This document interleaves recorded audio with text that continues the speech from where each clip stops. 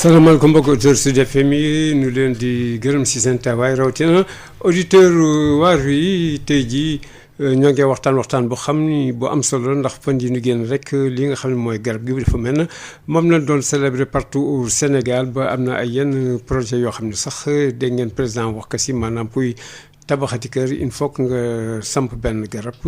ak xeetu yi demee noonu c'est que nag loolu dafa mel ni dafa junj rek mbirum garab gi ni ñu ko waroon taxawoo au Sénégal taxawoon ko ndax am na ay jamono yoo xam ne sax déggoon ngeen ni doon tudd ay vacances citoyennes yoo xam ni njiitum réew bu fi nekkoon Abdoulaye Wade bi muy dogay agsi loolu defoon naka benn point bu am solo si wàllu programme am ba ngeen gis ay première année am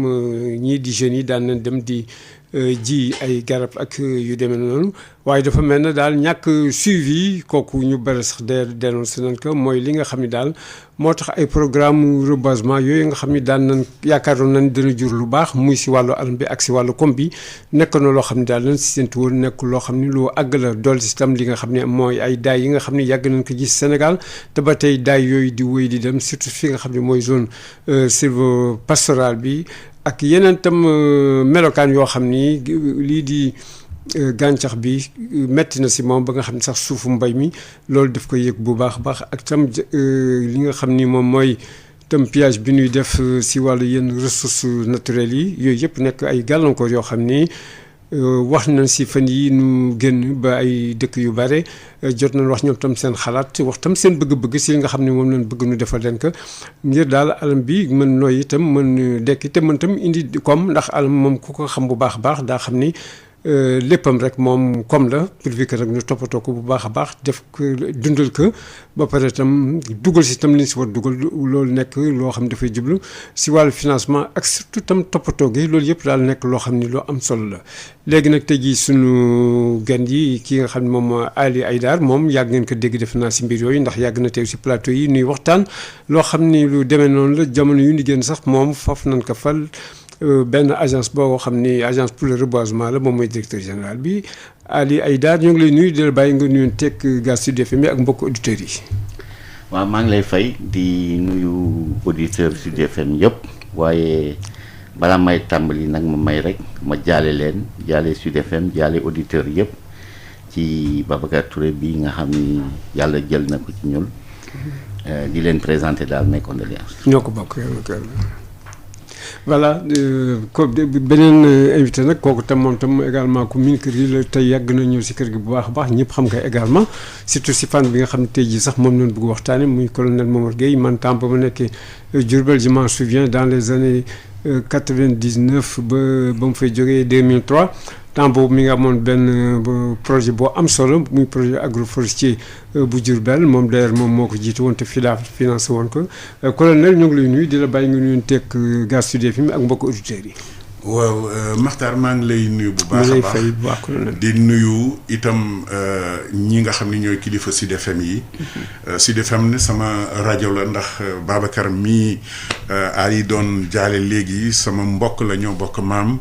te itam sama xarit la woon itam ci wàllu liggéey bi ñi koy jaale waa Sud FM bu baax a baax.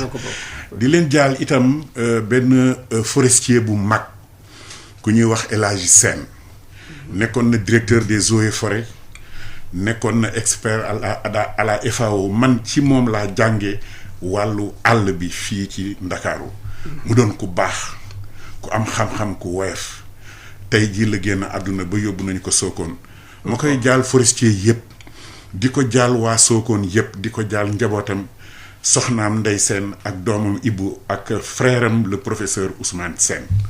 dañuy wax tey ci wàllu àll bi waaye kooku moom rek mënoon nañ toog di wax ci moom mu doy sëkk ñu ngi koy jaale bu baax yàlla na sunu borom bég ci moom.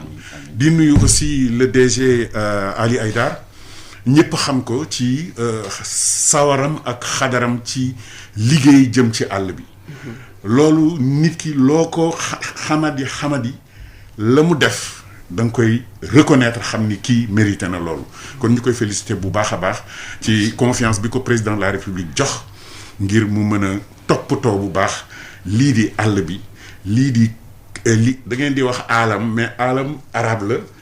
mais wolof kéew gi la koy wax. kéew gi waaw wala càkkeef gi. càkkeef gi waaw léeg-léeg am na ñoo xam ni dañuy boole àll bi ak jaww ji ñu boole ñaar yooyu mu nekk environnement waaye kéew gi la ko wolof di wax kiw gi wala càkkeef gi càkkeef gi waaw kon jërëjëf voilà jërëjëf colonel si waxu wolof yooyu nga nu indiwaatal colonel yow gaa moom ni lay déggee xam ne non wolof moom xool nga si bu baax a baax donc ñuy fàttali mbokki auditeurs yi yéen itam gannaaw ba leen gërëma par seen teewaay du fekkee mi ngeen bokk si émission bi mën ngeen woote 88 698 98 comme ça ngeen 628 98 98 88 628 98 98 comme ça ngeen joxe seen xalaat wala du fekkee ne am na yoo xam ni bu ngeen ko laajte di fàtte Alassane Thioune moo nekk si partie technique bi ma tàmbale émission bi ak Ali Aïdar gannaaw yi tam également bi ñu la gërëmee si nomination bu bees bi loolu bëggoon nañu xam la ko lay firi par rapport ak bëccëg bi nga xam ne rek bërki démb moom nañu doon màggal ndax dafa mel na domaine boobu xëy na dafa nasax xëy na sax loo tax nu indiwaat la foofu d'autant que yow dégg na la bu baax a baax si fànn boobu qu'est-ce qui ne va pas si domaine boobu surtout ah oui c'est la question. merci bon je pense que sama xalaat li gën a pour tontu sur l'aspect qu'est-ce qui ne va pas c'est que nit yi joxuñu garab cër bi mu war a am nit yi xamuñu njëriñu garab toppatoowuñu garab parce que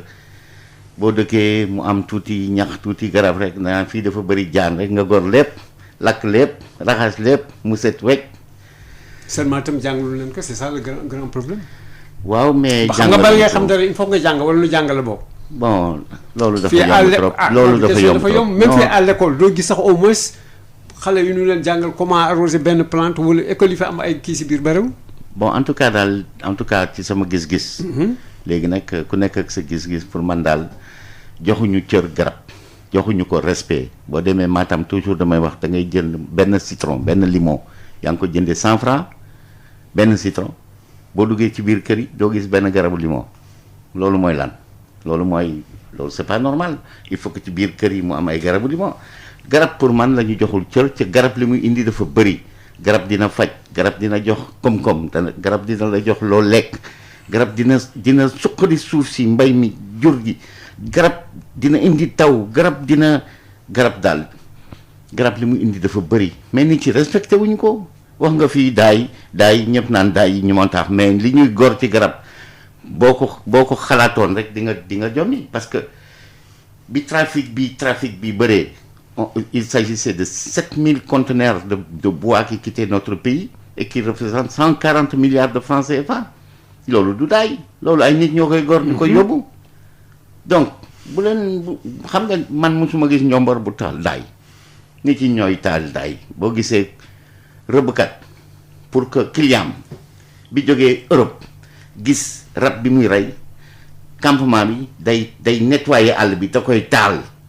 parce que ñax bi bu jógee moom client bi war a rëbb pour rey du gis rab bi donc campement bi day nettoyer àll bi loolu xoloma loolu ban réew la am pourtant fii am na fi te boo leen waxee ñu ne non du ñuul daay bi kii wut lem bu gisee yamb day daaneel garab bi bu daanoo mu taal yamb yi daw mu jël lem bi dem du fay daay bi sax daay bi nag bu ngelaw bi ëpp rek mu ëpp ko doole lu nekk lañ fiy gis ca ñuul la rek du keneen du benn rab bu jóg fenn léegi nag gis ngeen pandémie bi am bett ñëpp jaaxal ñëpp te boroom xam-xam yi nee nañu li àll bi amatul li rab yi dund ci àll bi amatul espace rab yi génn nit yi di jonkonte ak ñoom ca ñoom ils sont porteurs sains moo fi indi Ebola moo fi indi virus corona ba kañ la ñuy toog fi di wax te du ñu jëf léegi jot na nag pour ñu jëf te pour ñu jëf nag boo leen xalaatee ni agence baa ngi fi rek déjà am na pertement boo leen xalaatee ni ministre de l'environnement la rek am ngeen pertement jëf gi ñun ñëpp la matin midi soir suñu xalaat ak suñu jëfin dafa war a jëm ci naka la ñuy suqalee àll bi boo lekkee korosol bul sànni doom yi doom yooyu mooy jur garab boo lekkee sapoti bul sànni doom yi même bu la neexee nga denc ko booy dem ci biir booy dem sa dëkk nga sànni ko ci àll bi bu tawee xëy na mu sax mais ci mbalit bi lañ koy def sans benn respect donc garab daal dañ ko war a jox cër joxuñu ko cër bu mag léegi nag am nañu surprise bu mag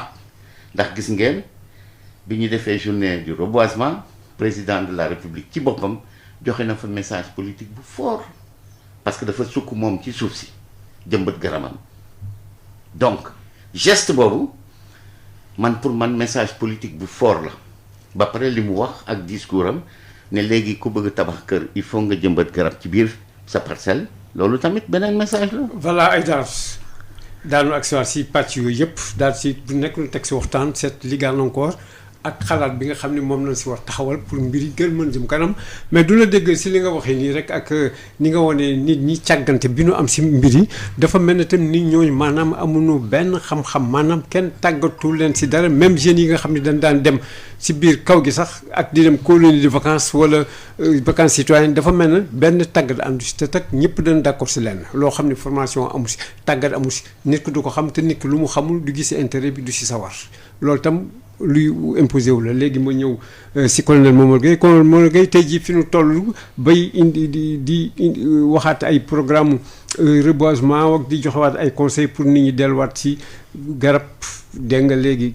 Ali ay daal di wax ni dañu war a respecter garab yow problème nekkoon nga vraiment si benn gox boo xam ni muy région de Diourbel foo xam ne sax si wàll woowu moom tam ak sécheresse yi daan am gis nañu suuf naka la meloon ak désertification beeg yëpp yow ban jàngat d'abord nga am si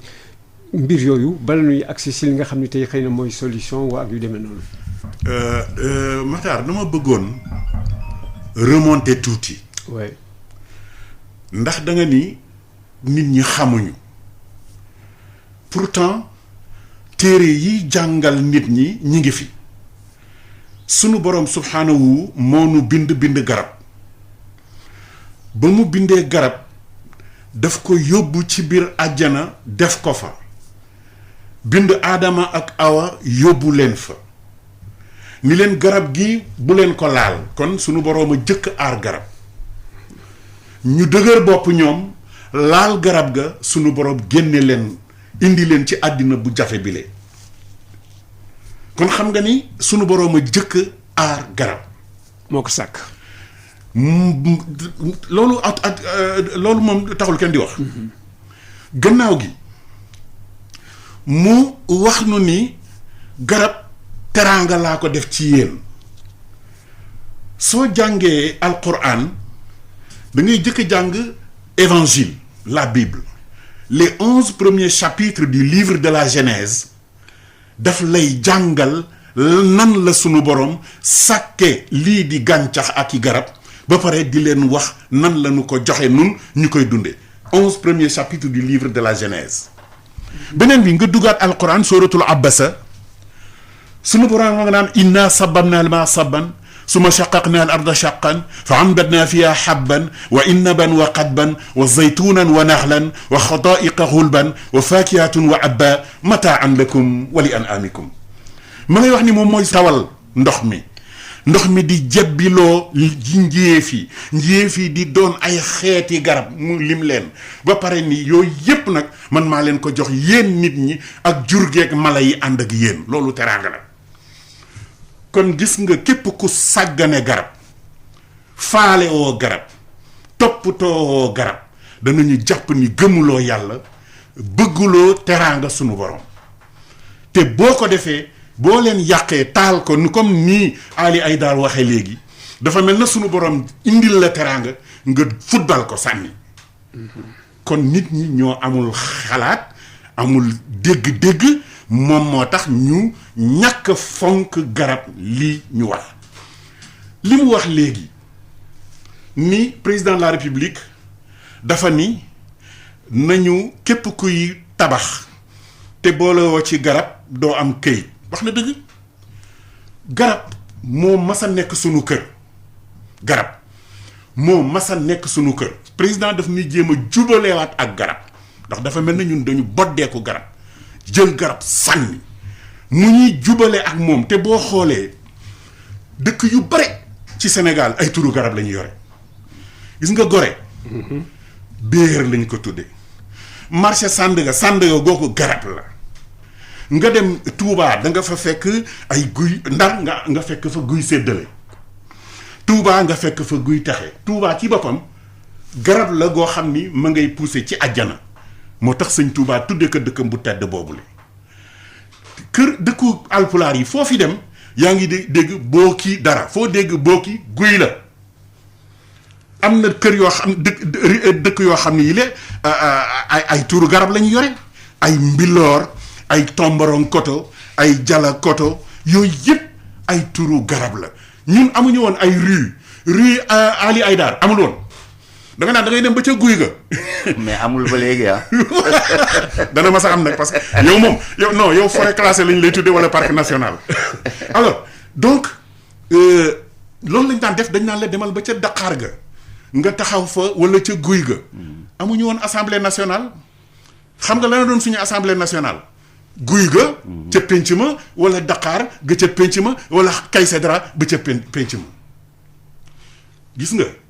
nit ñi gis nañu xam nañu dañu dëgër bopp. mais dëgër bopp mooy lan. xam nga c'est-à-dire dëgër bopp boobu lan moo indi dëgër bopp boobu ba ñu sippali si garab. xam nga doomu aadama moo mel noonu c'est-à-dire li yàlla bind doomu aadama moo ci gën a soxor. déedéet waaye itam. maa la ko wax de lu ma la wax nag. ndax ba dama daan gis garab. lu ma la wax si bunt kër par exemple da ngay gis nit ñi dañuy sawar. duñu bëggee noppalu duñu añee duñu bëggee attaay yëpp fa ñu ñëw toog di noppalu et cetera ak yu demee donc ñoo ñàkk nu fonk garab ndax xam nañu d'abord garab gi li mu am si ñoom. xam nga fonk gi du tëdd fa di nelaw ak di taal attaay. non pas tëdd njëriñ bi laa wax. xam nañu kii dafay joxe njëriñ. waaw mais du tee da ngay gis koo xam ni day nekk commerçant am ay marché ay saaku ceebam yu mu war a teg ci trottoir bi benn Kaysedra nekk fa mu bëgg fa def mbaar daaneel Kaysedra bi. Thiès gii may wax nii Thiès moo fi gënoon a bari ay Kaysedra mais salaamaaleykum maaleykum salaam ñu daaneel Kaysedra. ah mais la faute à qui les eaux et forêts. non donc kooku. Ali dana ci wax. nee Ali daa ñëw. non attends waaw dafa am nag yoo xam ne man je n'ai jamais été ministre de l'environnement Ali ma ko gën a xam. waaw d'accord gis nga dana ci wax. mais gis nga dafa am loo xam ne dañu ko dugal ci garab yi nekk ci dëkk yi. dañ ci dugal maire yi ñoom dafa am baat bu ñu leen jox ci ñu ni waaw daaneelal garab gi bu ko defee eaux et forêt jox leen autorisation loolu moo yàq lépp ndax dañu waroon bàyyi eaux et forêt ak code forestier ñu koy appliquer ni gendarmerie di appliquer code de la route affaire code de la route est-ce que maire bi day ñëw naan oto boobu bàyyi ko mu jàll wala nangam ak nangam loolu moo gën a indi problème bi ci li nga xam ni ñoo ngi koy gor ci ay garab ci biir dëkk yi lu ñu nii nga jël garab daaneel. waaw mais colonel du fekkee ni dañu daaneel garab ci biir dëkk bi par exemple. waaw mais xanaa bala nuy daaneel daan dem wala mairie bala muy da gis benn garab gi dafay génn fii te bëgg nañ fi def dara mais yooyu xanaa bala ñu koy def daan jël au moins attache eaux et forêt wan que ni lii xoolal nu ko parce que dañ ko fi bëgg jëlee naka lay demee ak conséquences yi mu mën a am du fi jógee wala loolu. gis nga problème de wala day ñëw taxaw rek ñëw toj. dañuy wax problème de sécurité moo am. garab bi dafa dangereux branche bi bu daanoo dinañ la lay ba nga jox leen autorisation. waaw c'est ça. mais sérieusement amul sax ñaari weer dem naa ci benn dëkk ma gis fa ay lu toll ni 300 troncs de bois de veine ma woo agent bi ma ne ko mais lii c'est sur le bord de la route quoi lii mënul réer kenn. mu ne ma non c'est un permis parce que y avait un problème de sécurité ma ne ko mais mënuloo ma wax problème de sécurité benn xeetu garab rek la ba ma fa gisoon ñetti xeetu garab sax ma xam mais bois de veine rek. nga may wax problème sécurité donc lu nekk la ñuy lay. mais service boo gis di nga am ñu baax di nga am ñu bon. di nga am ñi nga xam ne ñu bëgg tricher parce que seen bopp la ñuy toppatoo ci service yëpp nag di nga am nag ñu baax nga xam ne dañuy bañ mais c'est vrai que question de éducation la mais nañu jël benn exemple positif Diourbel bi nga tudd ak colonel bi fa nekkoon yore fa benn programme Diourbel ban garab moo fa bëri nga xam ne kenn du laal muy kàdd. lu tax ni ci respecté kàdd ndax kàdd day suqali mbay mi day yëkkati azote bi nekk ci suuf ba ci kaw loo fa béy mu naat mais doo gis ku gor garabu kàdd donc ci sama xalaat man dañu war a jox nit yi ay garab yi nga xam ni ñoom dañ ko soxla bu ma la joxee bu ma duggee sa kër ma laaj la ban garab nga soxla nga ni ma garabu goyaab garabu korosol garabu limon garab bi nga xam ni yow daf la amal njariñ ma jox la ko mais yow yaa koy toppatoo mais bu ma ñëwee sa buntu kër ma def fa benn niim ngay xalaat ni kii ren bi bu demee dina toj sama miir ak sama tañaay ak ay xalaat yu nekk léegi doo toppatoo garab boobu day kenn du ko toppatoo day mujj dee mais bu ñu la joxee garab bi nga xam ne da nga ko soxla léegi nag je crois que erreur bu ñu def mooy boo demee ci pépinière yi garab yi nga xam ni nit ci boo bëriwuñ ci soxla dañ koy maye mais garab bi nga xam ne nit ci dañ ci bëri soxla dañ koy jaay. cher na est-ce que c'est le prix c'est à la portée des populations. xam nga boo doon jaay kilo mburu 50 francs dina am ñu ko mënul jënd. 50 francs dina am ñu ko mënul jënd. donc ça coûte à peu près 1000 francs mais am na ñu bëri ñu ko mënul jënd léegi ñun dañu bëgg a démocratiser loolu dañu bëgg a garab bi nga xam ne nit yi dañ ko soxla mu jege nit yi ba nga xam ni kenn dootul am problème pour jot ci loolu mooy suñu mission mais en même temps dafa am ay garab yi nga xam ne dafa am place yu ñu war a nekk xam nga mënuloo jël benn garab bi nga xam ni dafa soxla ndox bu bëri comme xewer comme mampatim comme ditax nga ni da nga ko yóbbu dans le ferlo du fa dem da ngay yóbbu garab bi nga xam ni comme siddéem mais siddéem gola nga xam ni boobu dañ ko amélioré wala baobab bi ñu greffé nga xam ni day gaaw a jur doom nga yóbbul leen yooyu dinañ ko soxla wala ay garab fruitier ci seen biir kër man daal sama xalaat mooy gis nga ñul dafa am benn expérience bu ñu def dañu jël kàdd jël daxaar tubaab prosopis jël yeneen xeetu doomu garab yi nga xam ni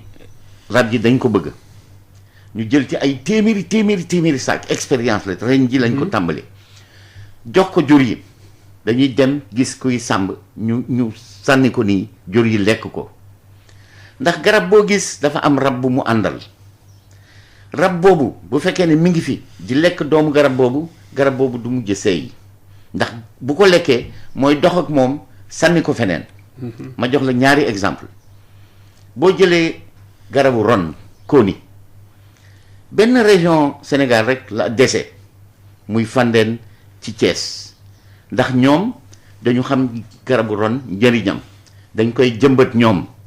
dañuy jël kóoni bi ñu jëmbat ko mu nekk garab ndax dañ ciy defar panier dañ ciy defar artisanat dañ ciy defar meuble dañ ciy defar kër dañ ciy defar lu nekk. mooy kóoni. mooy roññee garabu ron mais ban rab moo mën a lekk kóoni boo nee lëm. éléphant. ñay colonel xam na ñay rek moo ko mën a wannal dox ak moom ay kilomètres. sànni ko ci suuf si mu nekk garab mais ñay amatul. kon boo demee ci taatu ron loo fay gis da nga fay gis ay doom yu bëri nga xam ni kenn du leen for ñun nag ñu ne nañu jël doom yooyu ñu may ko suuf si mais beneen bi mooy dañu jël doom yi ñu may ko rab yi ñu may ko nag yi ñu may ko bëy yi bu ñu ko lekkee mu jaar ci seen transit ñu delloo ko ci suuf si bu tawee mu sax nekk garab mais da nga koy may ay bëy ak ay rab yi nga xam ni ñi ngi ci zone écosystémique maanaam fi nga xam ni taw ba foofu méngoo na ak li garab bi soxla beneen bi mooy dañu am beneen expérience dañuy dem ci dëkk yi ñaan leen ay doom par exemple dañuy dem Ponta foofu bëri na ay new xam nga bu njëkk amoon na fépp mais léegi dafa commencé rare mais Ponta bëri na fa dañuy dem ak ci dëkk yi di for ay saaku lu toll ni téeméeri saaku new ak ay mampatim xeber solom buy kay cédra xaaj boo xalaat rek 100 millions de graines représentant 3500 sacs de 50 kilos dinañ ko for te ñu ngi nii di ko sànni ci àll bi dañ koy sànni rek léegi après doon ko sànni lu muy def. ah bu tawee tooy mu sax. donc yooyu ay xawar ak yu yàgg yooyu amul daal dellu si waat. pour mu dellu si waat attention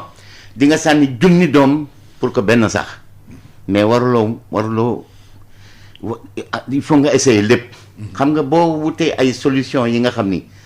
dafa soxla xaalis bu bëri parce que bu ma nee damay toog fii ma defar pépinière bu mag yow nga nekk Makakuli Koro nga soxla garab ma war ko transporter ba foofu du sotti. donc il faut ñu am ay solution yu adapté ci ñun yu ak suñu moyen. j'ai compris Aïda léegi daan si dellusiwaat ndax yow sax anticiper nga d'abord si solution yi léegi sànq wane nga ni que donc du fekkee ni population yi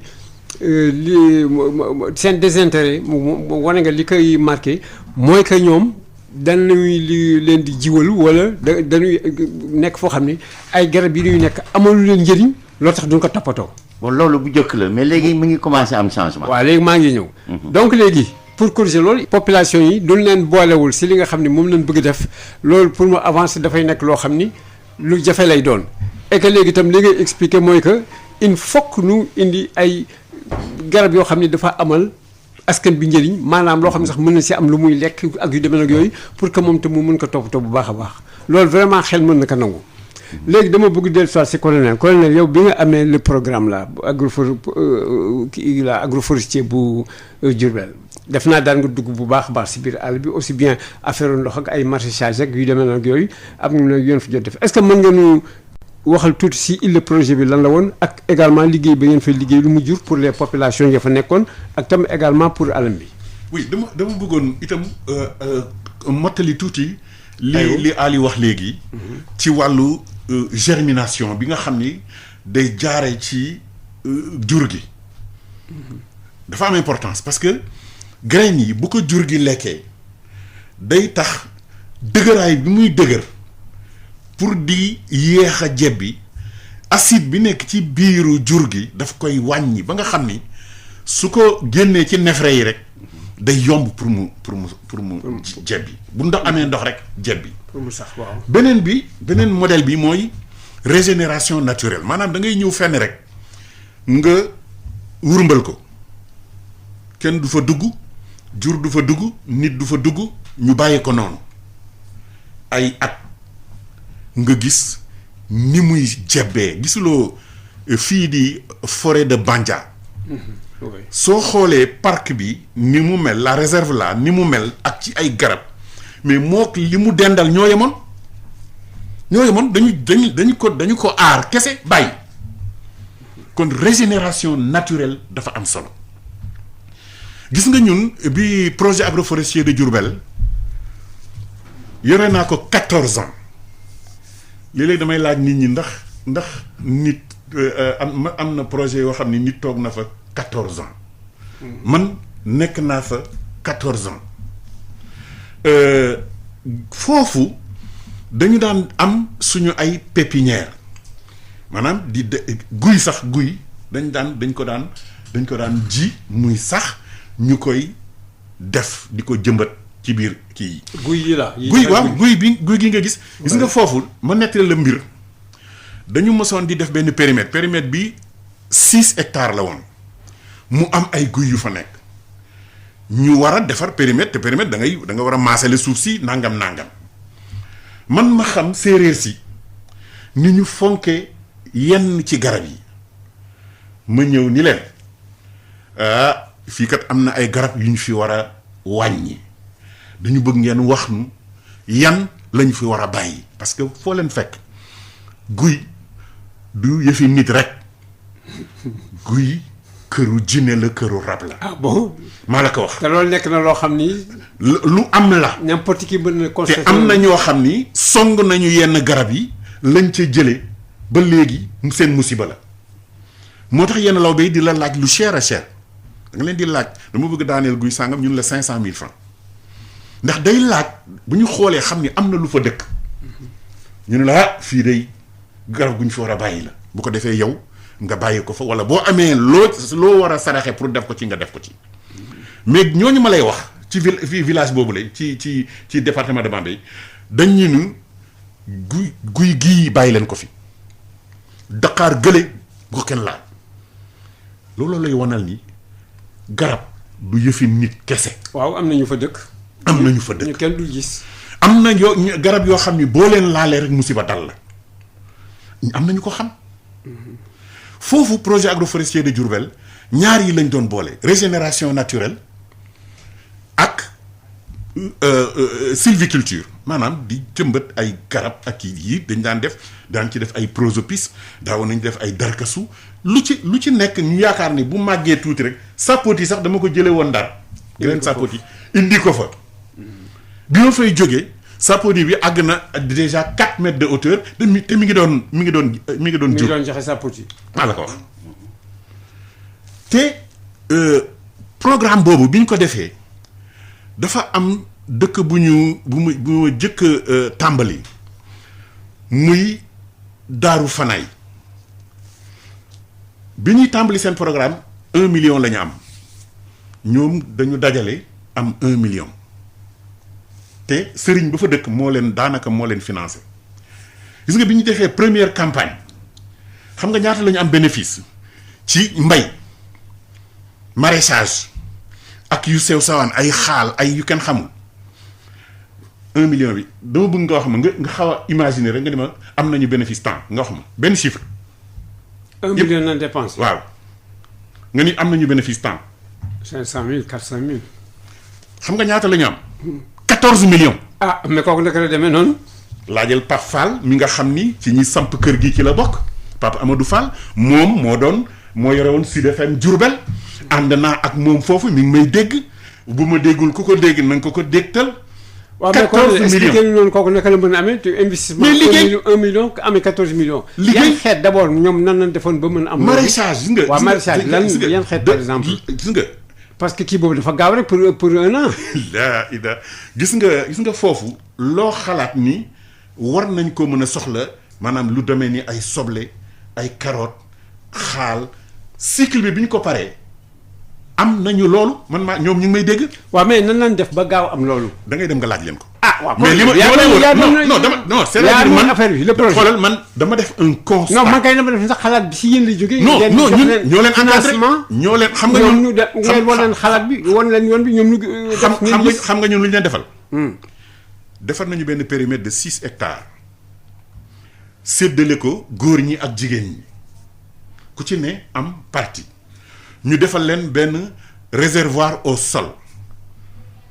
defal leen forage di leen encadrer ñu am ay cabinet yoo xam ne ñoo fa ñëwoon di leen encadrer ñoom wutal leen sax ay clients yoo xam ne dañ daan jóge Dakar ak fu nekk di ñëw foofu di bu ñu kiiyee bu ñu récolter soble si wala carotte ji wala xaal ji parce que circuit la kii lañ doon def dañ doon def diversification bi ñu demee ba fin d'année bi ñu def seen bilan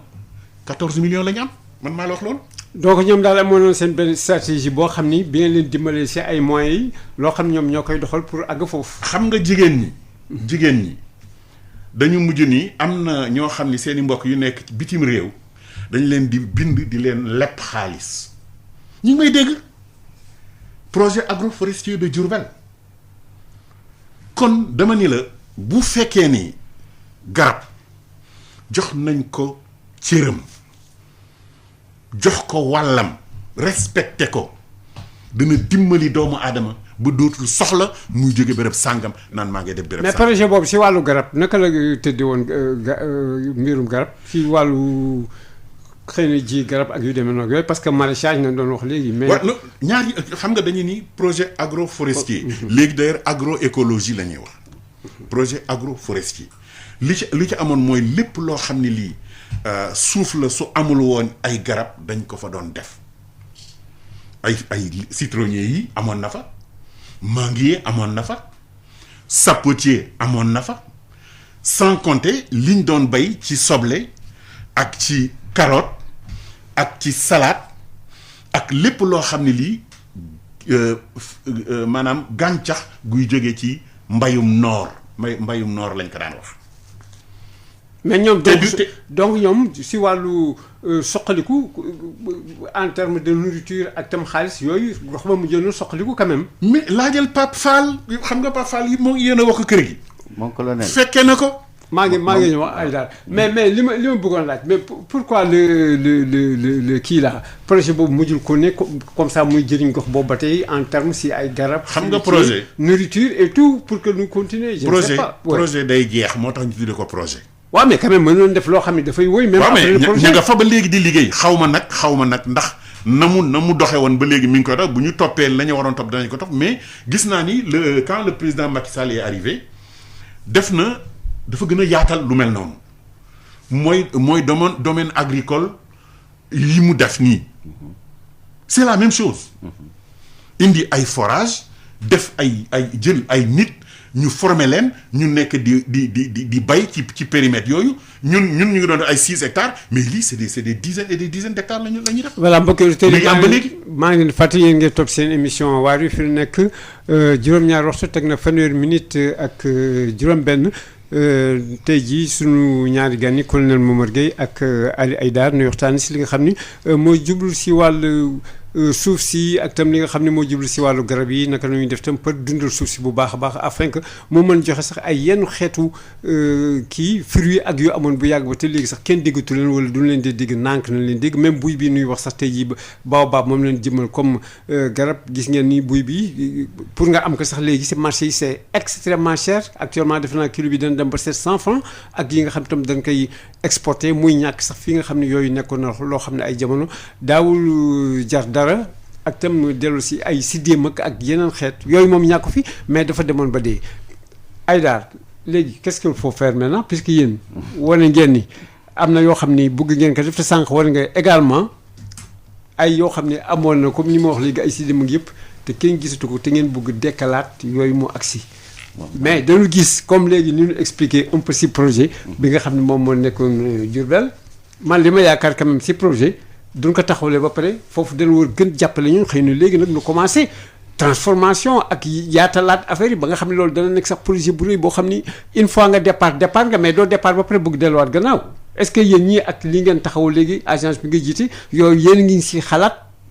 ak indi ay stratégie yoo xam ne quand même pour lu durable la bu baax expliquez moom bëgg a joxe benn exemple parce que sànq dama bëggoon wax benn exemple bi nga xam ne ñun xalaat nañ ko ci bëgg nañ ko tëral da nga laaj colonel naka la mën a am xaalis boobu dama lay tontu boo jëlee benn hectare 100 mètres sur 100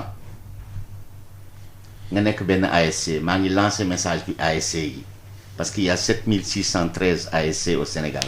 nawetaan bu nekk dañuy dox di wut xaalis da ngay jël benn hectare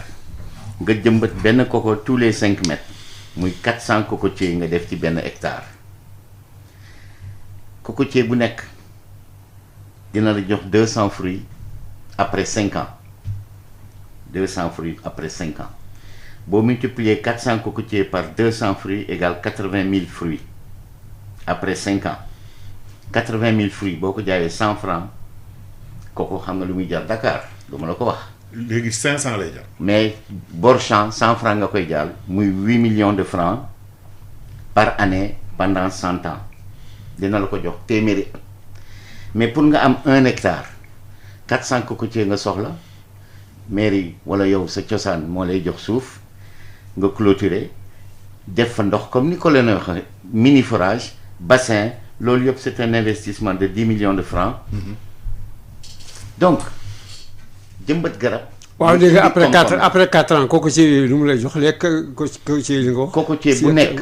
dina la jox 200 fruits ci at bi. 400 fois 200 égale 80 000 fruits. 80 000 fois 100 francs égale 8 millions. te dina la ko jox pendant 100 ans. muy ñaata cocotier. donc benn investissement de 10 millions dina la jox 8 millions par année pendant 100 ans. loolu mooy tontu li colonel wax boo jëmbatee garab économie bu baax la. man de def naa ko man jëmbat naa garab. mais attention dama bëgg wax leneen. léegi bi ñu xamee loolu dañu ubbi benn corridor ak Abidjan weer bu nekk dinañ am conteneur le premier conteneur le 13. suba lay conteneur lan koko. bu jóge fan. Abidjan Côte d'Ivoire jóge fii ñëw fii. ñëw fii. waaw yéen xanaa da ngeen amatul koko. mais da nga amanti xibaar da nga mësati gis lënk. da nga mësati gis mampatim loolu yëpp amatul donc sëriñ bi amul bo fi mu nekk ni maa ngi jëm ba tulukun ndax roi Oussouye moo ma ñaan ne ma dimbali ma tulukun mi ngi seey xam nga fan laa jëlee doom yi Guinée Bissau. tulukun mooy lan. ah xam loo ko. garab la buy faj bu am Oussouye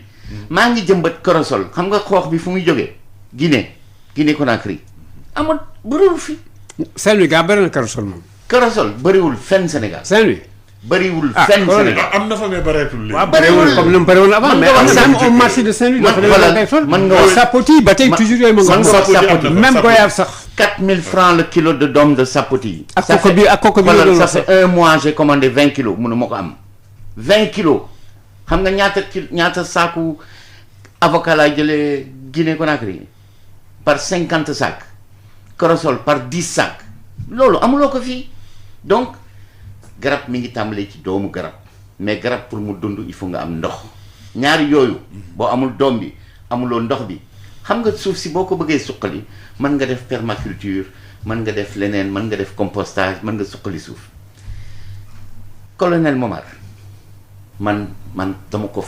dama ko bëgg ci sama xol parce que man gis naa li mu liggéey Diourbel ci programme bi mu wax ñul tey boo demee Belvédère dama ñëw fii mënu moo nekk Belvédère mais ñi ngi inauguré benn toolu kër ñun ñi ngi ko agence bi ñi ngi ko créé ñi ngi ko xalaat directeur écovillage moo ko xalaat ñi ngi ko xalaat créé ko ci Covid 19 dañu ne Covid bi bu yàggee lekk dina jaaxal nit yi jaaxaluma non ñu ngi lay déglu toolu kër mooy lan lekk dina jaaxal nit yi man ñu ne nañ def toolu kër maanaam tool bu ndaw bi nga xam ni dafa jege këru nit yi ci biir dëkk bi nga xam ni da nga fay def plante médicinale da nga fay def garab fruitier da nga fay def maraîchage bi muy wax da nga fay def élevage bi nekk Belvédère dañ fa def sax pisciculture ndax dafa am benn dex donc toolu kër. moom la wala di wax tookër. tookër dégg nga mi ngi ci tookër ba mooy tool yi nga xam ne day wër kër yi du sore. loolu lu ci ëpp sax jigéen ñi ñoo ciy gën bari lu mu ciy liggéey. exactement bi ñuy defar nekk toolu kër dañu am ay formateur Ali Ndiaye par exemple formateur la bu jógee Brésil def na foofu 12000 toolu kër ñu indi ko mu ne na sacrifié wu ñëw liggéeyal Sénégal ak ñeneen compétence en permaculture en micro aspersion arrosage donc ñooñu dañuy former 40 jeunes yooyu ñuy former ci biir benn tool defaraale tool bi pour ñooñu tamit mën a defar seen bopp seen tool il faut ñu xalaat tey sans moyen naka la ñu mën a def parce que boo soxlaa moyen rek moyen yi pour nga am ko dafa metti mais boo jëmbatee mais le gouvernement pas puisque kañ ñoo créé agence bi pour nga mais benn kooku non agence c'est-à-dire nag àll yi defal nànk xoolal les belles idées c'est très bien kooku moom on ne se convient pas te def naa manqué wu fi ndax fii moom muy agroforesterie rek ak sànq yi doon wax yëpp def naa liñ fi si réew mi xëy na kañ dañuy wax moyens yi li leen waroon jox dëgg-dëgg pour ñu dem kañ moo des bu baax a baax mais gars yi kañ def naa moom domaine boobu doo leen tegalee moyens yi moom àll bi ak sax boolu kër yi daan la fa génne loo xam ne mais du fekkee nag mooy kooku dafa bokk nag seen politique kooku nag beneen affaire la moom kooku dafay tardé liggéey bi sonal nit ñi dama leen laaj benn question loolu moom mais lu tax du fekkee ne damay mer man lu tax lay mais même politique yaa ngi nii du fekkee ni pour ñu doxal seen affaire il faut que ñu génne leen dama mooy lay laaj benn question ban réew ci àddina bi moo ëpp li mu jëmbat mangrove ci àddina bi ban réew la loolu xaw ma ko moom laaj na delloo naa la non moom il a fait quelque chose de fabuleux. xoolal ci loolu Sénégal la Sénégal jëmbat na 15600 hectares de mangrove 152 millions de propagules plantées dans 428 villages te benn kuréel moo ko def te soxlawul woon moyen bu bëri lu tax nga ni il faut moyen. non du ne mooy ça veut pas dire que je ne sais pas garab da ngay lekk korosol mu sedd sa xol ndax dafa neex. doom bi nga def ko ci poubelle bi boo jëmbatoon doom boobu ci sa kaasu ataaya def ci tuuti suuf arrosé ko mu nekk garab nga am korosol. waaw léegi ñoom ñoo ngi lay dégg yow xam nga ko mais du ñëpp a xam fa ça c'est ça le drame benn formation mais fii nit ñi bëgg nit ñi sa war nañ def dara di ma nettali benn anecdote bu ndaw dama jógee Paris COP 21 ma ne sama xol tàng ma ne duñ fa jële jara te bi ma fa jógee jëlewuñ fa dara ma ñëw fii ma ne comme man jël naa avion pollué naa jëmbat 1 hectare de mangrove ma dem ci rajo yi wax ak nit yi ñu bëri ñëw fekk si ma ñu jëmbat 1 hectare bi ma paree jëmbat 1 hectare am benn mag bu jógee fële indil ma benn karosol bu rafet mu ne ma kii maa la ko may ma ne ko papa kii yóbbu ko kër ga sa xale yi dinañ ko soxla man mën naa ko jënd mu ne ma kër ga bëri na foofu xale yaa ngi lekk ma ne ko jox ko sa jabar mu jaay ko mu ne ma sama jabar mi ngi jaay ma ne ko lu tax nga may karosol bi mu ne ma juróom benn at ci ginnaaw dañu amoon formation Bignona suñu formateur gis la nga gaare sa oto mu daw ne la kaay wax ak ñul ñu nekk 12 personnes yu ñu doon formé nga ni yow alam ji dootuloo ci wax bi dafa doy nga dugal sa loxo ci sa poche génne ay xooxu karasol nga ni ñu boo leen jëmbatee lii doo leen ko rëccu di ngeen lekk korosol di ngeen jaay korosol nga may ku nekk juróomi doom man jëmbat naa juróomi doom yooyu sama dëkk ñi ñu àndaloon yëpp jëmbat nañu doom yooyu ci ñi ngi lekk korosol nañu jëf bàyyi wax bi. bon jërëjëf. waaye leen moom dafa wóor rek colonel mi ngi doon wax volonté moom moo jiit si lépp loolu moom lu am la moom waaye itam gunge bi itam daf si am solo parce que ko am volonté itam te amul loo xam ni itam du buggee gas fenn génn fa ndox mënu ko kooku itam duñ ko puusul te dafay yoon sax lu fekkee da nga bëgg tabax dara attends ay daar dafay yoon boo bëggee sax tabax dara nga am tam looy dugal waaye taxaw nii rek volonté am na nit bu ma mas a wax loolu mu ne ma waaw fii bëriwul ndox de fii amuñu ndox mënuñu arrosé ma ne ko xanaa doo julli mu ne ma akañ ma ne ko doo jàpp mu ne ma akañ ma ne ko booy jàpp sa tànk bi ngay jàpp di ko raxas def ko ci garab gi dina am ndox solution nga war a xool solution nga war a gis solution nga war a jëf mais nekk fi naan problème doo ma sa am solution gis nga ki Makhtar dafa am lu xew ci réew mi mooy nawetaan yi ngay dégg nawetaan tant que temps de paix la ñu nekk maanaam jàmm rekk di am fépp su amee te muy jur jàmm amul problème xam naa ni li may wax dana am moom ñoo xam ni du leen neex waaye ñu baal ma man réew mee tax may wax dañu waroon def dindi nawetaan football def ko nawetaan citoyenneté et reboisement coupe bi au lieu mu nekk coupe de football mu nekk coupe de citoyenneté et de reboisement. bravo waaw te mën na am te du yàq sax nawetaan. te gis nga te jamono ji xam nga dañu tere nit ñi di dajaloo ak di yooyu mais bu ñu defoon nii léegi au lieu ñuy organiser match de football dañuy organiser match de set-setal match de reboisement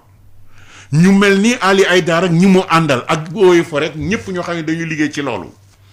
encadrer leen. li ci war danañu ko mën a def li ci des nag volonté nit ñi la bu at mi jeexee danañu gis leneen man jàpp naa ni nawetaan de citoyenneté de set-setal et de reboisement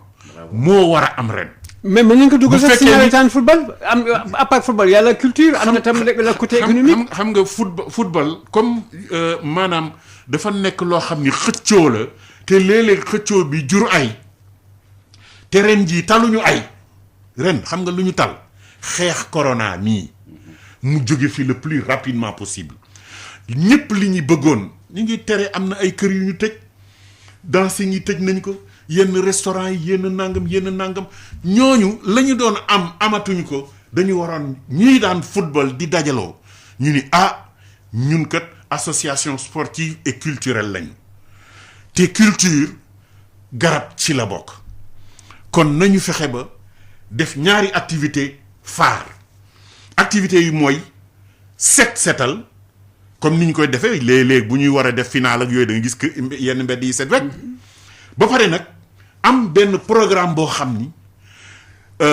direction générale bii Ali Aïdar yore ak yeneen direction yi nekk ci di liggéey ci loolu ñoom ñoo koy tracé ne leen nii ak nii la ñu boole ci nag lañ daan investir ci football ba ñu investir ko ci loolu ndax nag nañu waxante dëgg lii moo ëppal réew mi njëriñ que di xëccoo ay football léeg-léeg ñu génne xeex rayante ak yu demee noonu. waaw mais loolu tam ba tey mën na am parce que yaa ngi ni léegi lañ daan investir sa football duñ ko investir fee ba kañ plus lay nekk en matière économique donc loolu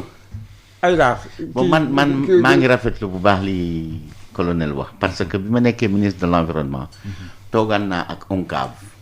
ba léegi toogaat naa ak ñoom parce que dama leen wax ne il faut ñu def génn ci ASC ñu dugg ci ASCE association sportive culturelle et environnementale ba léegi woowaat naa leen ba léegi ñu ngi waxtaan te dinañ ci mujjee parce que comme ni mu ko waxee rek il faut ñëpp impliqué wu man maa ngi waxtaan ak armée ak gendarmerie police pour ñoom tamit ci seen caserne parce que ñoom dañuy toppatoo boo duggee léegi ci Niassia sur presque 1 kilomètre caserne bi nekk foofu ci Niassia paramilitaire lañu dañu jëmbat foofu yëpp ay garabu kooku dafa rafet boo ko rombee sa xol day sedd ca garab fu mu am rek dafay naat donc war nañu xalaat ci ASC yi mais war nañu xalaat lu nekk parce que maa ngi waxtaan ak CNCR seen président d'honneur Sissoko maa ngi waxtaan ak moom ni ko ci biir tool yi la ñu war a def ay garab yi nga xam ne dina amal ñi ci njëriñ par exemple darkase Sénégal mi ngi exporté 56 000 tonnes Guinée-Bissau bi mi ngi exporté 122 000 tonnes Côte d'Ivoire 800 000 tonnes léegi ma ne comme tool yi dafay am ku nekk da ngay am sa tool xam nga sa espace xam nga sa limite ñu clôturer ko ak darkase bu ñu ko clôturer ak darkase di nga ñëw witt jaay doom yi dañ ko soxla bu ñu defee ci biir limon tamit di nga mën a witt ci beneen période bu ñu defee ci biir mango ci allées yi léegi yow ngay cultiver ci biir mais tool bi nga xam ne yow balaa ngaa fa dem nawet jege nga nettoyer ko ba pare jëm ji ba pare nga dem sa yoon loolu la ñu bëgg mu jóge fi donc war nañu liggéey ak cultivateurs yi nga xam ne ñoom agriculture familiale ca ñoom ñooy dundal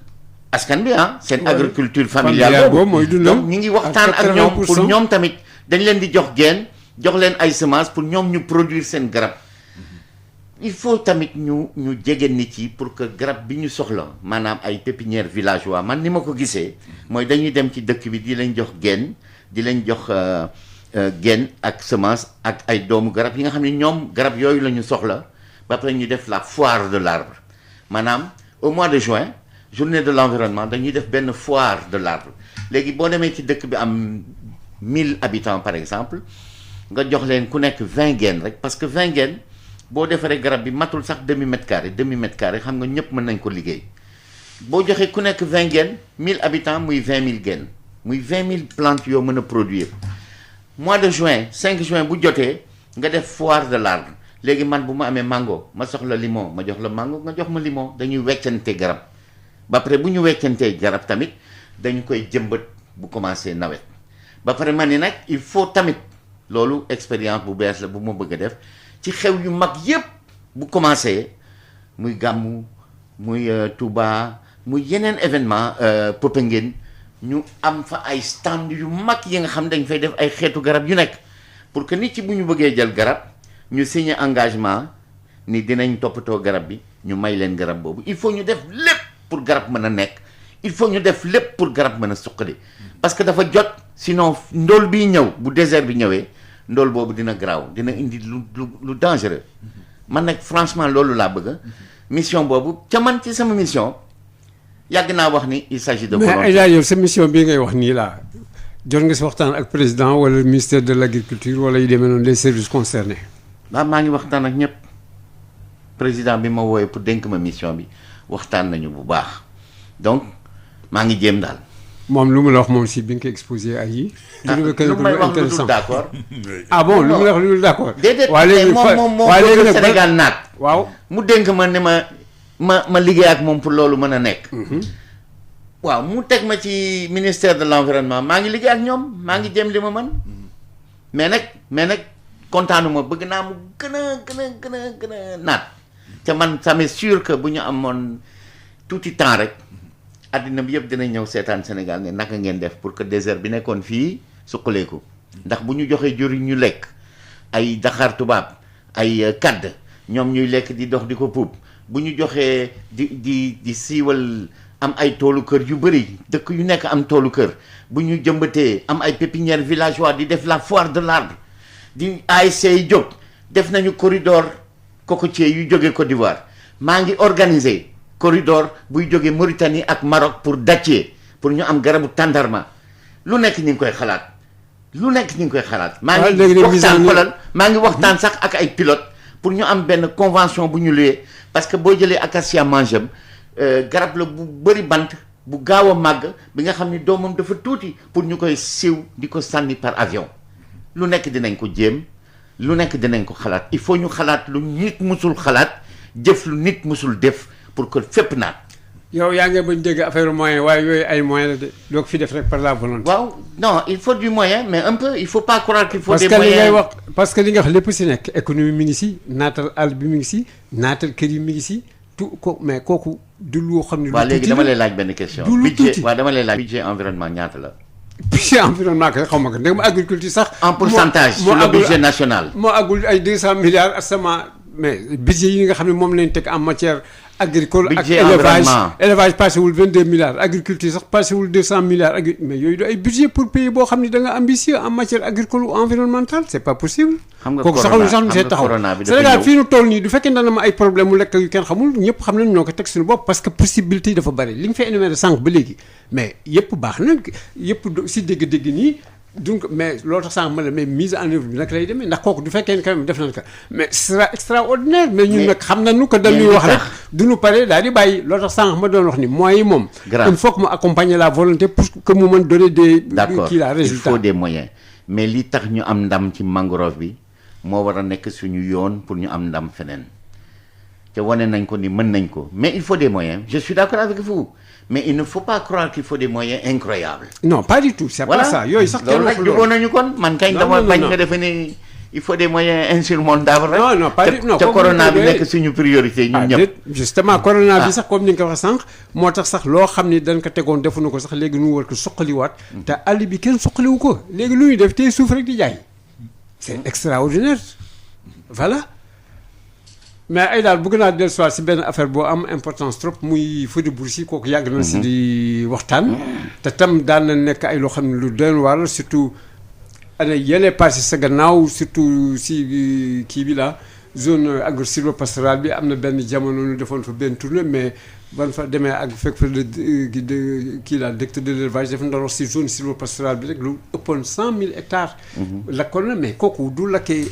est-ce que zone yooyu yàquwul pour toujours. ah en tout cas daay li muy yàqu bëri na parce que daay bu bëree maanaam animaux microscopiques yi nga xam ne ñoom ñooy aéré suuf si ñoom ñooy nekk ci biir xam nga sax yenn sax yi dañu baax ci suuf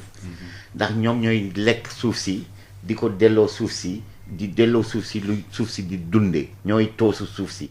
ñooy gas ay galeries tamit yuy tax suuf si di noyyi.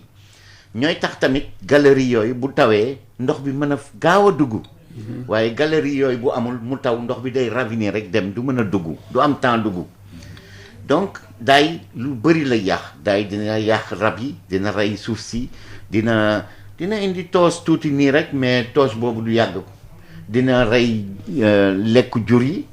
donc dina lakk sax ay dëkk mais ni ma la ko waxee rek man mësuma gis njambor buy taal àll nit ñi ñooy taal àll bi mosuloo gis benn ñoomar buy taal àll bi de amul fenn nit ñi ñooy taal àll bi nit ñoom seen loxo mi ngi si bu baax a baax waaw kon nag suñu code forestier bi nga xam ni il est contraignant actuellement moom la ñu war a appliquer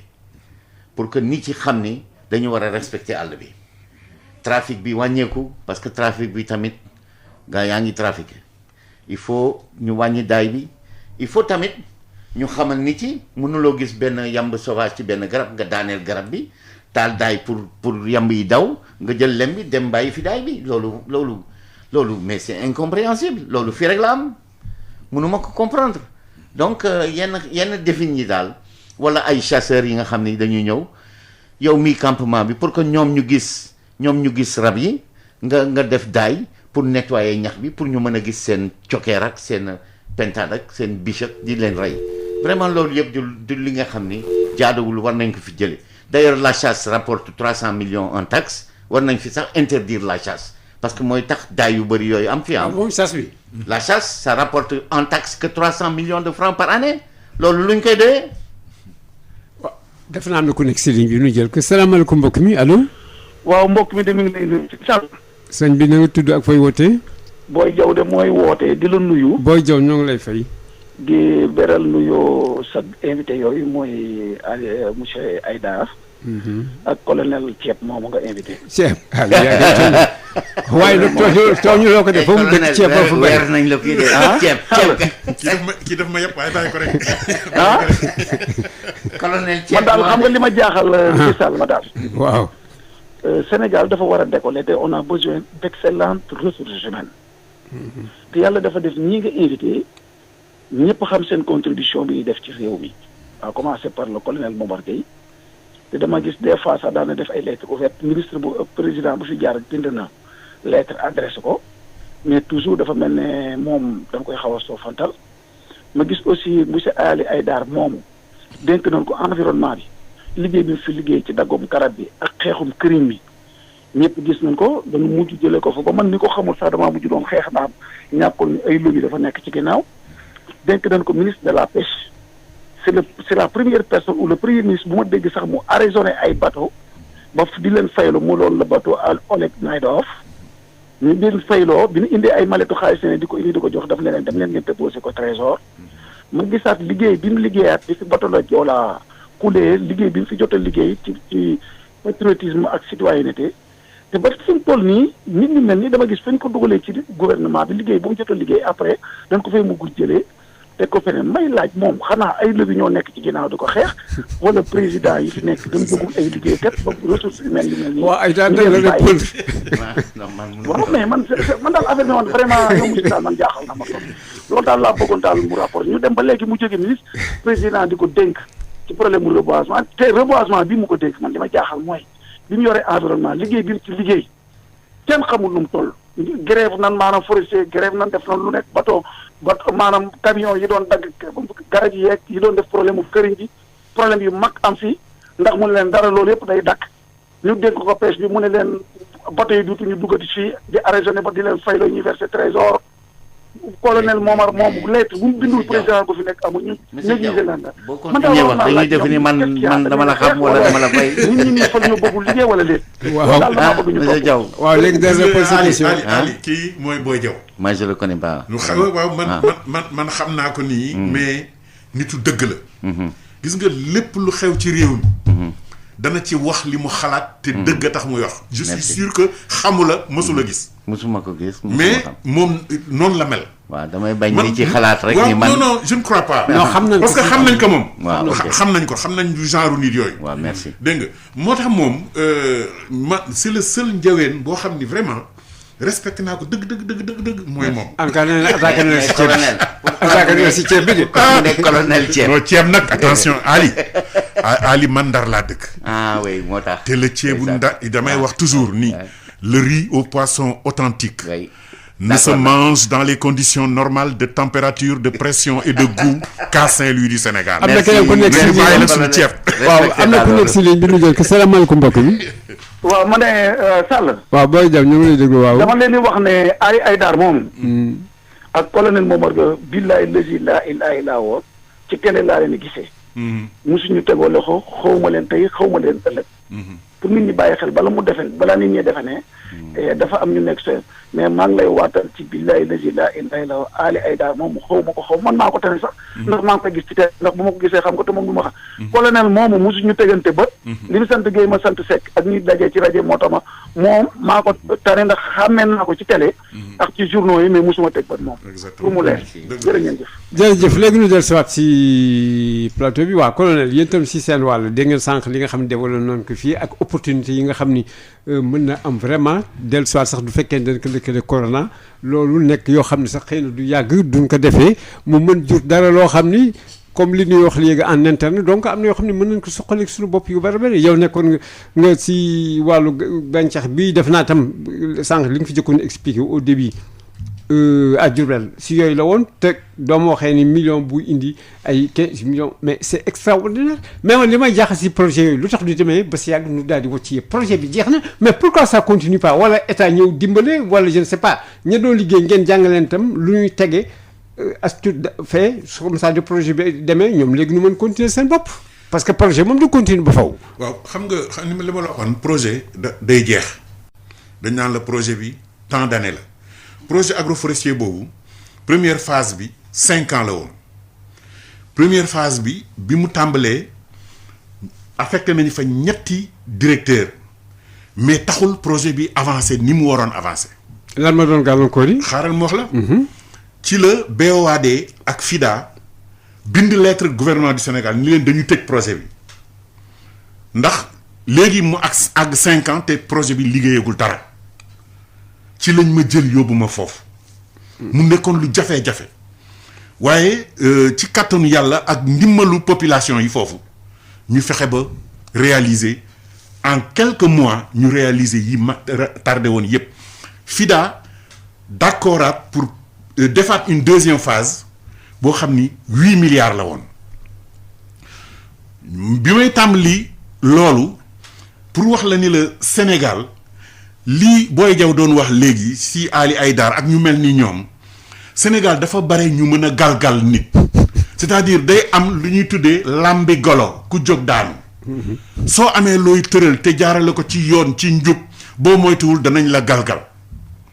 man bi nga xamee ni première phase boobu jeex na ñu war a démarrer deuxième phase bi avance bi ñu may jëkk indi dafa am kilifa gu ma woo fii moo ma doon yilif mu ne ma ndax am nga xaalis foofu ma ne ko waaw am na lu ñu jot a jot mu ne ma ñaata mu ne ma ne ko 80 millions mu ne ma looy joxe nag pour ñu mën ci dugal ko ci élection yi nii dama ko wax damay wax li xew ma ne ko man aw ma xaalis bu ñuy def ci élection mu dàq ma mu nekk histoire bu mag fii ci réew mi ñi jub ñëpp ànd ak man ba yàlla def ci bi ma dàqee ñu dem cour suprême dem fu ne ñu delloo si waat ma ñëw yore kii bi ba jeexal ko tàkk 14 ans laa fa am te dañ ma ne woon na nga fa dem juste pour achever le truc après tu reviens à Dakar loolu lañ ma waxoon gis nga nit ñi Sénégal dafa bare ñu mën a galgal booy liggéey ñu lay indil làmbi golo ku jóg daal ak population yi rek ñi koy jëriñu waaw dégg nga kon léeg-léeg am na ñoo xam ne dañuy jël population yi seen bopp la ñuy manipuler di la dëkkal néeg boo dëkkul ba sa liggéey yàqu loolu dafay am liggéey nag ku koy def boo jiitee di nga juum moom mën na juum ci liggéey man mën naa juum sama liggéey waaye nag li ëpp solo mooy nga xool liggéey bi li mu jur gis nga sunu bor bind àdduna bi def ko ñetti pàcc ñu bokk ko nag ñu bokk li ñuy noyyi mooy biosphère mooy gàncax gi ak rab yeeg jur gi ak doomu aadama yi ñett la gàncax gi jur geeg rab yi ak doomu aadama ku ci nekk da nga am sa wàll woowu kenn waru ko yàq wax na ko au départ bi mu ne ku nekk cër bañ la jox buñ ko yàqee da ngay daw jóge foofu wuti feneen maanaam rabu àll yi bu ñu yàqee fa ñu nekk dañuy daw wut sinu te léegi c'est le cas te bu wax kañ bu ñu ñëwee la ñuy àndal mooy feebar yeeg germe yeeg yooyu mooy indi li ñuy wax zoonose wala anthropozoonose maanaam feebar buy jógee ci rab di dal doomu aadama virus bi loolu moo ko indi ndax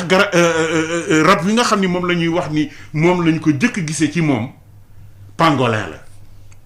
Ebola chauve-souris la woon mooy wane ni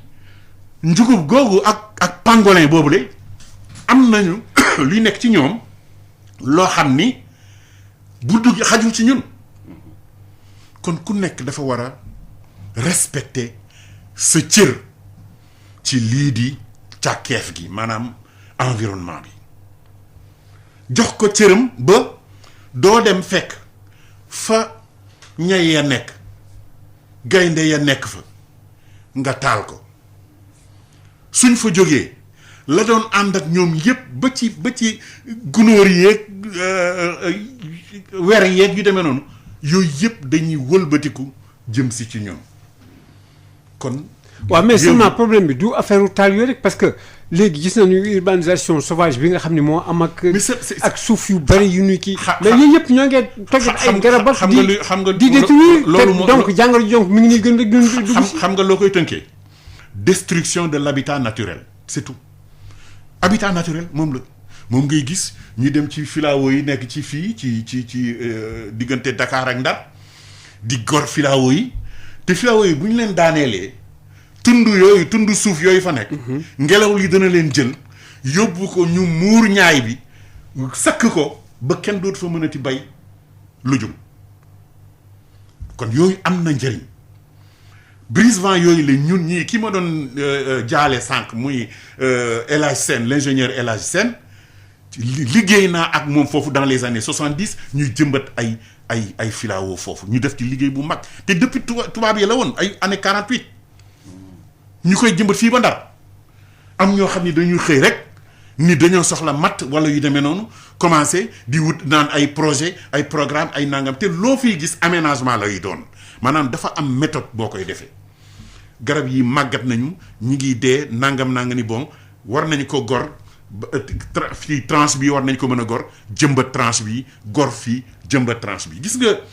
Xelcom am na jamono jiñ ko joxe sëñ Saliou ma dem fa am taalibe yi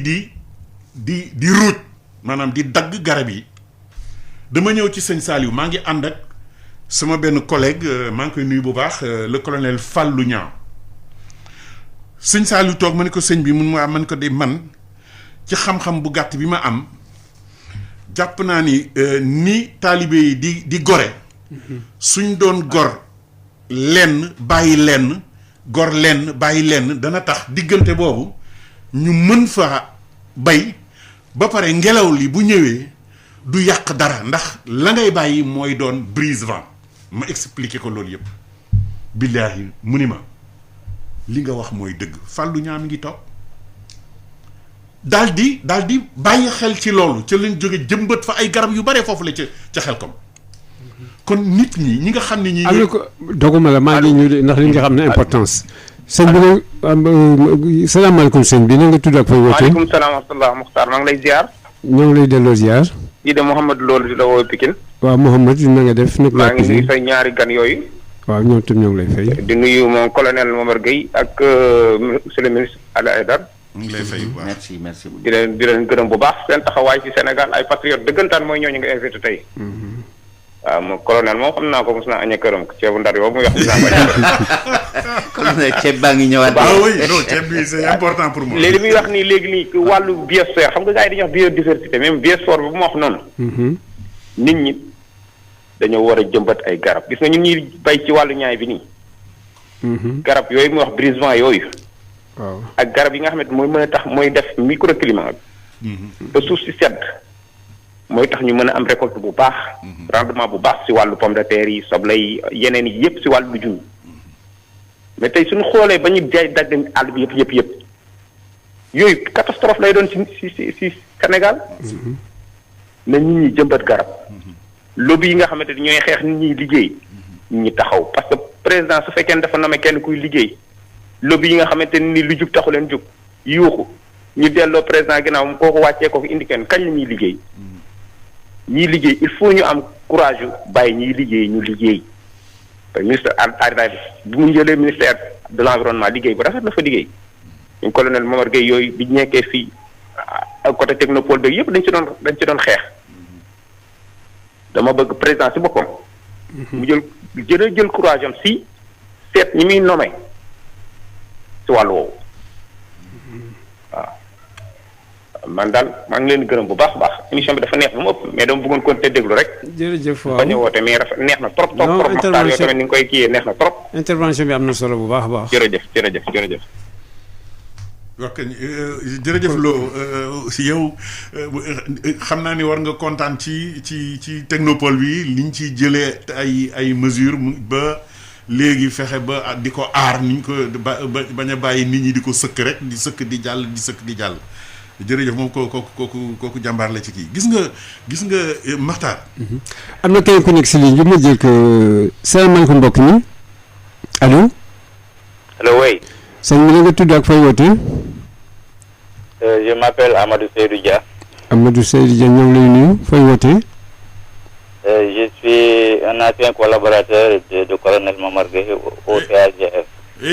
waaw Amadou mën nga wax wolof pour ñëpp pour wax bi gën yaatu ñëpp mën ko dégg. loolu nag mais dégg na tuuti wolof. jéem a wolof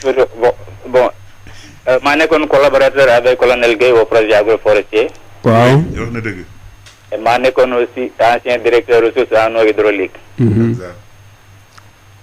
thème bi ngeen wax c'est un thème vraiment bu am solo maa ngi nuyu aussi le ministre Ali Aïdara. Merci beaucoup. Qui est un collaborateur d'un neveu qui s'appelle Amadou Issa Kane. Ils ont beaucoup travaillé ensemble. Bon, thème bi thème bu am solo reboisement moom garab son rôle ci développement ci environnement vraiment je crois colonel wax na ko ministre wax na ko. sama suggestion mooy le colonel wax les ASC la navétane ak yooyu ñu jéem a reconvertir seen activité du reboisement. Moi je dirais même plus loin que ñu def ko de manière institutionnelle chaque année ñu wutal leen programme même su fekkee qu'il y a les navétanes ñu jéem a jumeler ko avec reboisement au niveau de chaque ASC dans tout le pays. Et je pense que bu ñu defee loolu c'est de petits effets mais qui va produire vraiment ay résultats yu mag. Su loolu passé aussi mbiru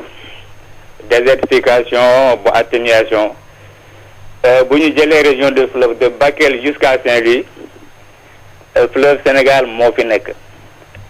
maa ngi doon xalaat su fekkee vraiment mun nañ jëm un programme ñu jéem a def au moins une haie vive tout le long du fleuve Sénégal ñu xam ne ko contrainte bu majeure reboisement mooy ndox alors que déjà fleuve baa ngi foofu mun nañ ko vraiment utiliser ñu jéem a créer une bande de Bakel jusqu'à Saint-Louis bu ñu defee loolu yaakaar naa il y aura vraiment des effets très positifs sur l'environnement et sur le développement aussi de la région. L'autre question mooy muraille verte dañ ko wax toujours man vraiment dem bëggoon xam fu muraille bi tollu est-ce que aussi day am évaluation parce que jusqu'à présent man de maa ngi traverse Sénégal bu may dem Fouta toujours soit ma jaar côté Saint-Louis ou bien jaar Linguère mais gisuma xawma muraille bi fu mu nekk exactement gisuma effet yi bon vraiment dañu bëggoon xam ñu def au moins suivi bu ñu planté ci hivernage bi su hivernage jeexee bon vraiment année prochaine mais ñu jéem a def évaluation voir au moins les survies en termes de pourcentage mais bon peut-être que ça se fait mais en tout cas dañu bëggoon am vraiment quand même information ci yooyu aussi quoi. Oui. Je voulais aussi voir si le ministre aussi vraiment day travaille en collaboration étroite avec Muraille Verte je suppose. Et je pense que bu ñu defoon loolu ça aurait encouragé. lu ñu gis en général pendant l'hivernage on voit des militaires des étudiants qui plantent mais bon le reste duñu gis dara quoi et que là aussi c'est une composante nga xam ne vraiment bu am solo. Et war ñu ko négliger donc je reviens ci sur l'idée du colonel les ASC maa ngi ñaan su fekkee dañ ko mën a faire de manière institutionnelle. Oui, je vois. ñu am seen programme de navétane mais aussi ñu jéem a jumeler ko avec programme de reboisement je pense que loolu mën na am un impact vraiment formidable quoi. Je vous remercie beaucoup colonel je remercie le ministre bon. yàlla jaarama ko. Voilà merci beaucoup namoon naa la nag war vraiment gën naa la gis lool. merci beaucoup sa intervention am na solo trop. léegi nu Aïda def naa yow moom parti bi mu yëpp yow noonu interpellé donc ñu ngi lay déglu waaw surtout Muraille Verte ak. waaw demal si Muraille Verte ba pare waaw li ñu wax ci Muraille Verte bi maa ngi koy rafetlu bu baax Muraille Verte bi biñ mën nommé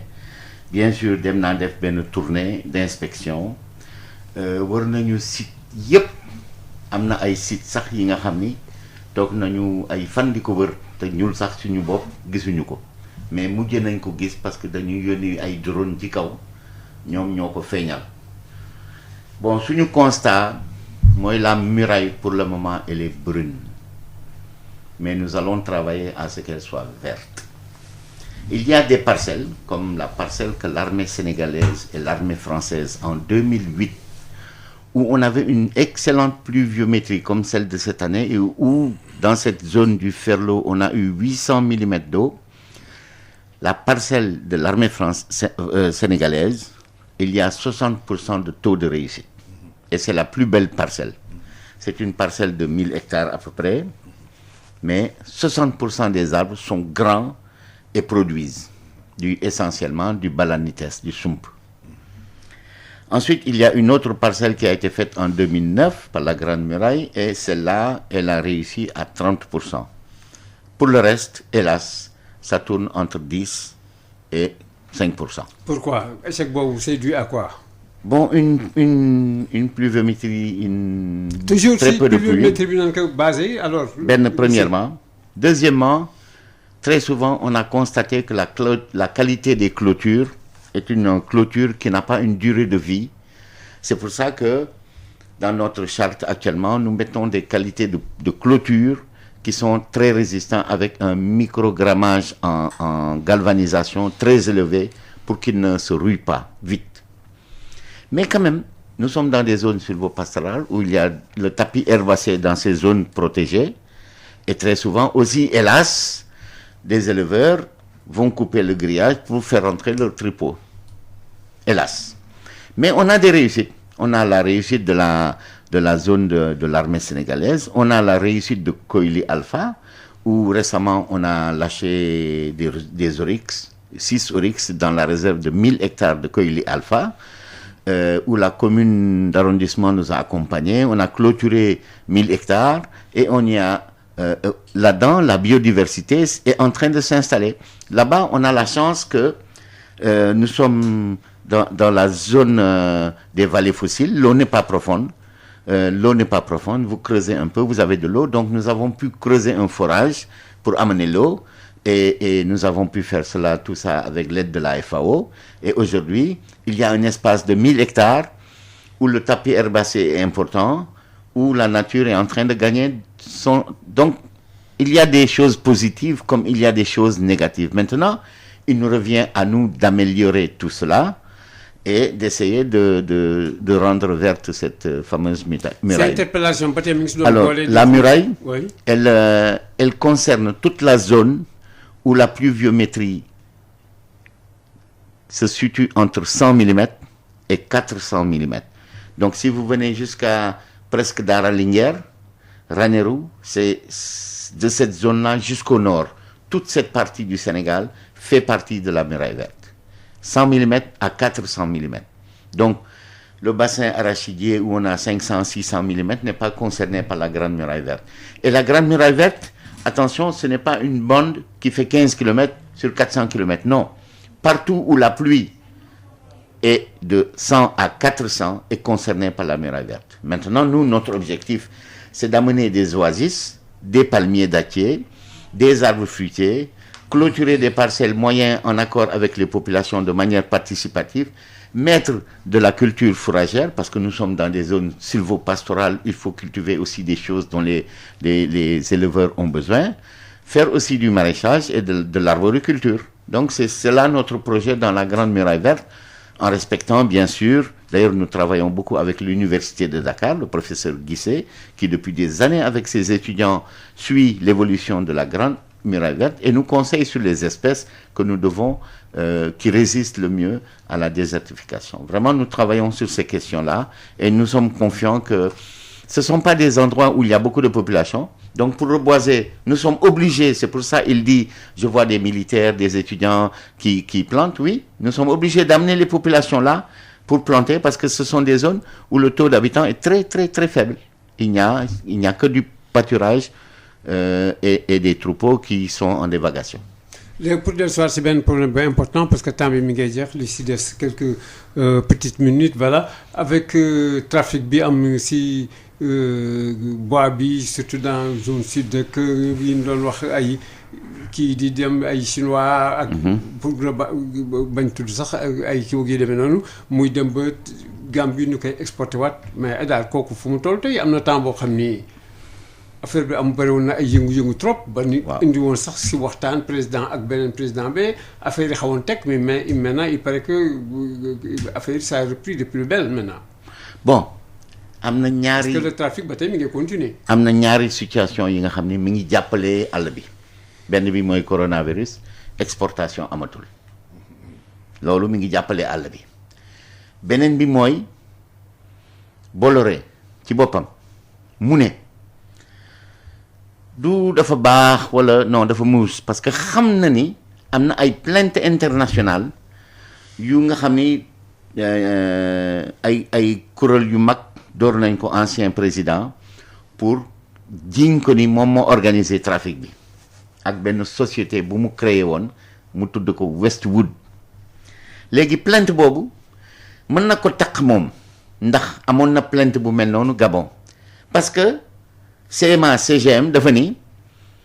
def naa sama enquête mais mi ngi def enquête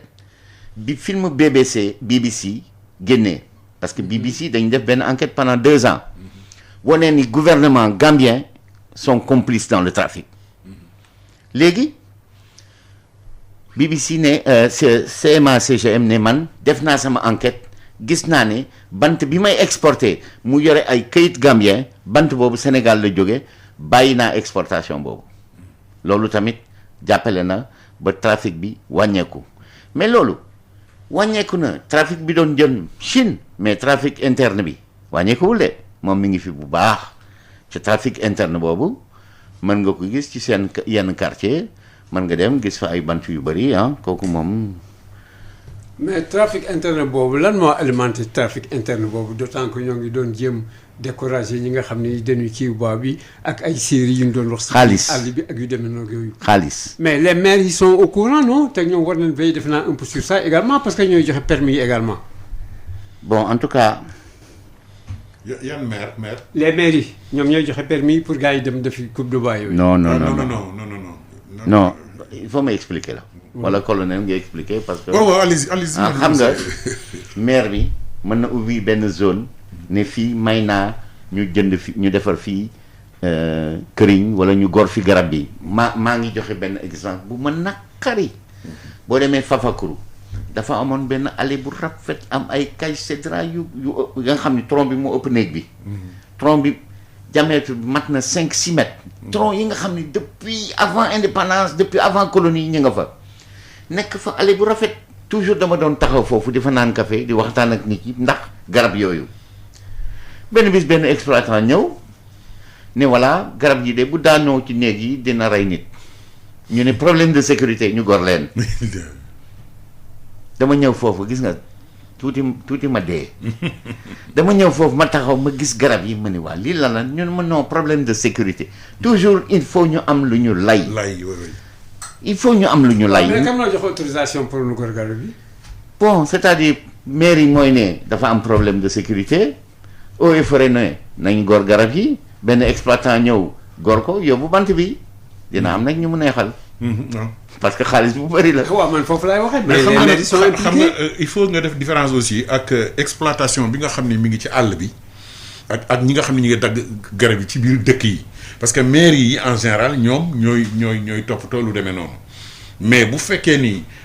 ni c'est des zones aménagées ak yu demee noonu jàpp naa ni mairie bi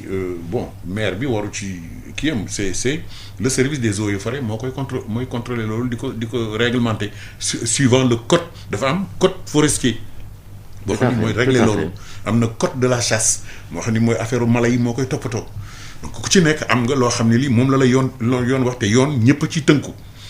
maire baag eaux et forêts baag gendarme baag ñëpp ci tënku loolu la demee. mais dans la réalité est-ce que loolu li colonel li nga expliqué loolu code yooyu gars ñoom ñoo koy respecté. parce que foofu moom dafa jaxasoo trop et puis contrôle ko itam dafa métti trop. pourtant waxoon nañu arrêté nañu président yi gisante ñu te teewul ba tey affaire yi mi ngi continuer di wàcc. waaw mais jàpp naa ni ñi nga xam ne ñoom lañ ko dénk ñi ngi ciy def li ñu mën.